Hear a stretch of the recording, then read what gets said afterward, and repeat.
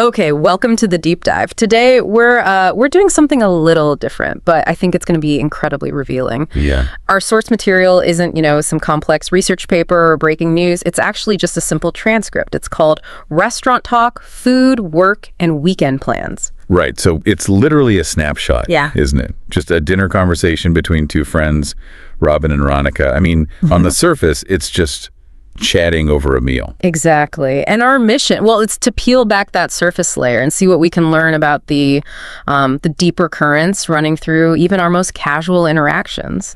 What does this seemingly simple chat really tell us about how we navigate, say, work pressure, or how we make choices, plan things, and, crucially, how we connect with each other? So let's set the scene a bit. You've got this cozy restaurant, menus are open, water's poured. That initial moment, settling in, that little pocket of time before the real catching up starts. Okay, let's dive right into that beginning. The very first thing they tackle is the menu, that fundamental decision, what are we eating?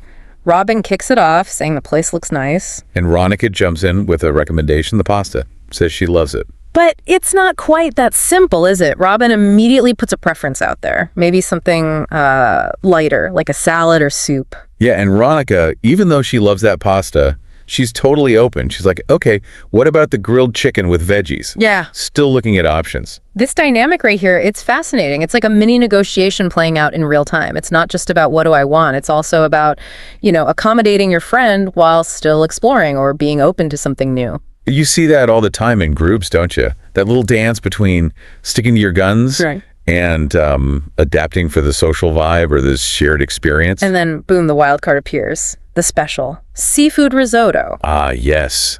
And Robin's reaction is instant, ooh, risotto sounds fancy. Right. But Ronica hasn't actually tried it. But then, social proof kicks in. A friend gave it a glowing review. Mentioned the shrimp, mussels, creamy sauce. Exactly. That little nudge from someone else's experience. Yeah. And then they hit on the perfect compromise. Get the risotto and a salad. Share them both. Perfect solution. You get to try the exciting new thing, satisfy that lighter craving with the salad, and, maximize the sharing. So they add the Caesar, breadsticks, iced tea, one with sugar, one without orders in. It really shows how dining together isn't just like eating side by side. It's often this collaborative decision process, Totally. And when the food arrives, those immediate reactions are key too. The iced tea is refreshing. The risotto looks amazing, smells so good, and then the taste incredible. She specifically calls out the fresh shrimp. And the salad gets praised too. Great. Loves the crunchy croutons. Those little shared moments of enjoyment, they just deepen the connection right there. Makes you think, doesn't it? Your last meal out with someone, how did you guys decide? Did you compromise? Share. It actually says a lot about the dynamic. Okay, so food decisions made, initial tastes approved. Where does the conversation go next? Predictably, maybe to work. The classic housework pivot. Ronica jumps in first, describes her situation as, crazy. Yeah, she's planning this big company event. She says there's a lot of pressure, but interestingly, she also says it's exciting. That's such a common feeling, right? High pressure stuff can be super stressful, but the challenge itself, it can also be energizing. Gives you a sense of the scale of her project. Definitely. Now, Robin's in a different spot, new job. Right. Still settling in, getting used to the team, says everyone's nice, which is good. Yep. But facing a big learning curve, especially with time management. Apparently, the boss gives so many tasks. And then this is where we get into that really relatable struggle, managing all the stuff coming at you. Yeah. Robin's actually found a tool, the Todoist app. Making lists, setting deadlines. Calls it a game changer. And specifically mentions that feeling, the satisfaction of checking things off a list. Oh yeah, that little dopamine hit. It really works. Externalizing tasks, getting that sense of completion, it's powerful. But then you contrast that with Ronica's method, which she kind of admits isn't working perfectly right now. Right. She uses sticky notes everywhere, describes her desk looking like a rainbow, and even says they get lost sometimes. It's such a visual, isn't it? The sticky notes, they're this constant physical reminder, maybe even overwhelming, but like she says, maybe not the most organized system. It's fascinating, the contrast.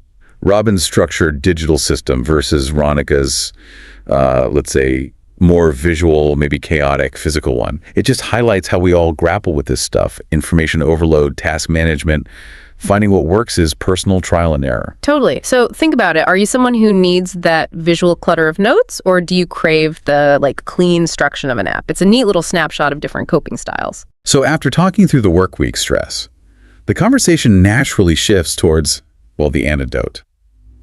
The weekend. A much-needed change of pace. Ronica throws out an idea. Hiking. There's a trail near the lake, supposed to be beautiful. And Robin's usual weekend. Sounds pretty standard, Jim. Maybe watch the movies. Yeah, but the reaction to the hike idea is instant positivity, calls it way more exciting. And that's a key part of friendship, isn't it? Friends can pull you out of your routine, introduce you to new things you might not try on your own. For sure. So the plan starts taking shape really fast. Ronica gives the details. Trail's pretty easy, about an hour, amazing view at the top. Then the direct invite. Want to join me? We could go Saturday morning. And Robin's all in. That sounds awesome. Count me in. And they immediately get down to the practical stuff, the logistics. Right, making it real. What to bring, water, snacks, granola bars, or fruit suggested. Veronica says she'll bring a backpack with extra stuff, sunscreen maybe, and comfy shoes are essential. You can almost hear Robin's excitement building. Excited already. It's not just the hike, it's the whole idea of a change, getting out of the city for a bit. Leisure isn't just about chilling out, is it? It's often about that novelty, breaking the pattern. Makes you think about your own weekends. How often do you stick to the usual? How open are you when a friend suggests something totally different? Planning something, even simple, it builds that anticipation, reinforces the bond. Okay, so beyond the big plans and work talk, the conversation kind of relaxes into shared interests, specifically entertainment, hobbies. Yeah, like TV shows. Ronica recommends one called The Traveler's Tale. Sounds like a documentary series, exploring countries, cultures. She finds it so interesting. But Robin's got a specific taste, mysteries, and thrillers. Loves trying to figure it out. Guess who the bad guy is? You know, that mental puzzle aspect. So Ronica, picking up on that, pivots her recommendation. Suggests a mystery show called Shadows of Truth. And listen to how she describes it. Uses words like a bit creepy, keeps you guessing. Each episode is like a puzzle, tailored perfectly. And it works. Robin's response, sounds right up my alley. I'll add it to my list. That's active listening and friendship right there. Understanding someone's tastes and offering something relevant. Then they kind of stumble onto another shared experience. Home cooking attempts. Or maybe disasters. Yeah. Ronica confesses to a total disaster, making sushi at home. The description is great. Rice, so sticky, rolls just falling apart. You can just picture it. And Robin, who admits not much of a cook, shares a less dramatic but still funny fail. A smoothie bowl with way too much spinach. Resulting in something very green, just okay, but yeah, you can hear the reservation. Sharing these little fails, these moments where things didn't go perfectly, it's part of building closeness, right? It makes you more human. Absolutely. It's okay to laugh about the sticky rice. And then this shared experience sparks an idea for the future. Right. Ronica suggests taking a cooking class together. Turning that shared, slightly embarrassing moment into a goal.